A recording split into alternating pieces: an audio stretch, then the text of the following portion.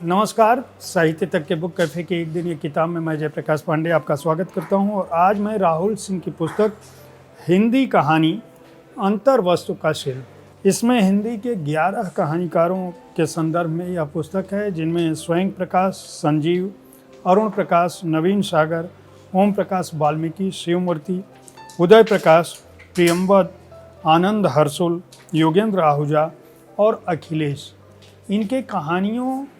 इनके कहानीकार स्वरूप और इनकी कहानियों पर एक आलोचक की दृष्टि क्या है, उसकी चर्चा इस पुस्तक में है। राहुल सिंह का जन्म 13 जनवरी 1981 को हुआ। युवा हैं, आलोचक हैं, उनकी दृष्टि उसी रूप में है और उन्होंने इस पुस्तक में हिंदी के 1947 से 1960 के बीच पैदा हुए लेखकों का आकलन किया है। उनके लेखन का, उनकी कहानियों का, उनकी कहानी दृष्टि का, उनकी कहानियों के कथानक का, उनके कथा शिल्प का। और इस पुस्तक को उन्होंने अपने पिता को यह कहते हुए समर्पित किया है कि दुनिया का सबसे आसान काम है किसी की आलोचना करना, और इसलिए मैंने यह आसान काम चुना।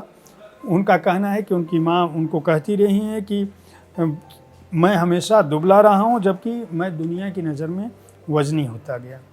उनका कहना है कि हर कहानीकार के बारे में उन्होंने यह कहा है कि अलग अलग दृष्टि रही।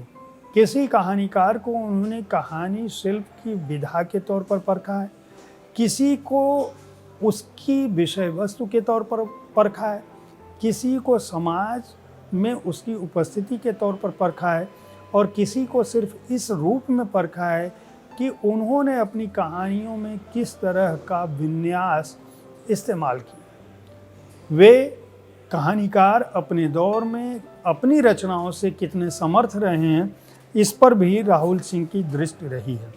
उनका कहना है कि किसी भी पीढ़ी के कहानीकार का मूल्यांकन करना अपने आप में एक बहुत कठिन काम है, और तब यह और भी कठिन हो जाता है जब उस दौर के, उस पीढ़ी के कहानीकारों के सामने अलग तरह की चुनौतियां रही हैं। विस्थापन, नारी स्वतंत्रता, देश में आ रहे बदलाव, आधुनिकता, शोषण, पूंजीवाद, औद्योगिकीकरण, तमाम तरह के दबावों से उस दौर का कहानीकार गुजर रहा था। उसी बीच आपातकाल भी आया, उसी दौरान जातिगत आंदोलन भी हुए, उसी दौरान सांप्रदायिक आंदोलन भी बढ़े, उसी दौरान धार्मिक केंद्रीकरण भी हुआ।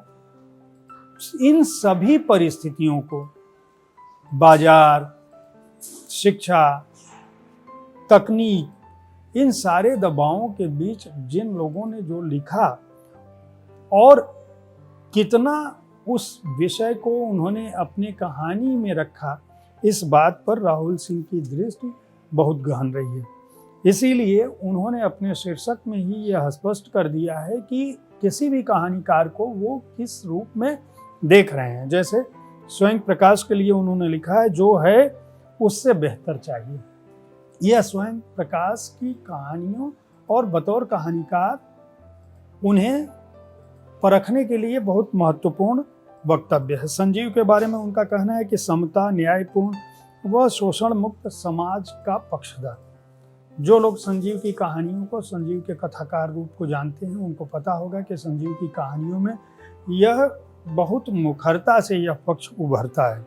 अरुण प्रकाश, हिंसा के धरातल से जिंदगी की दास्तान। अरुण प्रकाश का मूल्यांकन जिस रूप में होना चाहिए बतौर कहानीकार, राहुल सिंह कहते हैं कि अरुण प्रकाश और नवीन सागर दो ऐसे कहानीकार हैं जिनका क्राफ्ट इतना समृद्ध है कि उन्हें जिस रूप में हिंदी समाज को उनका मूल्यांकन करना चाहिए था वह नहीं किया है। ओम प्रकाश वाल्मीकि के बारे में उन्होंने कहा है कि दलित चेतना के बृहत्तर पाठ का प्रस्तावक है।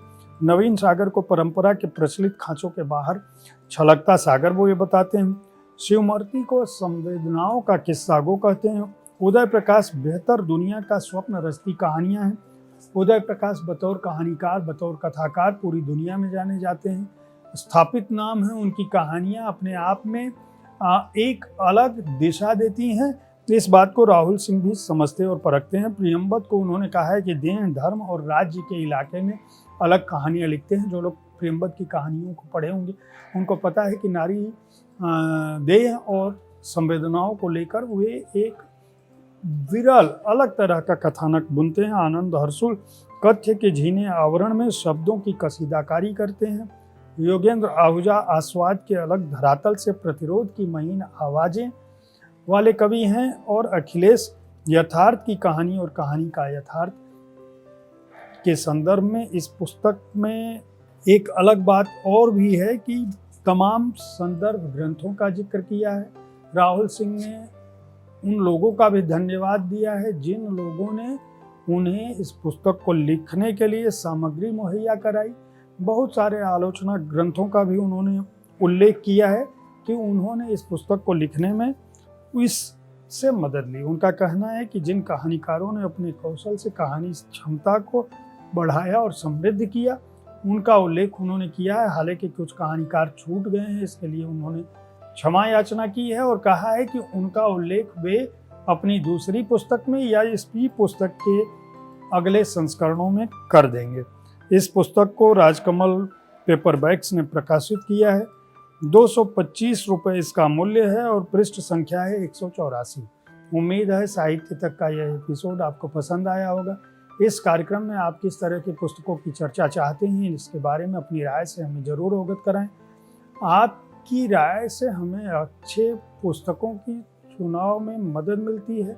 हम ऐसी पुस्तकें आपके पास लेकर आप आते हैं जिनसे आपका शब्द ज्ञान समृद्ध हो, आप ज्ञानी बने और साथ ही साथ आप साहित्यिक रूप से समृद्ध हो। धन्यवाद।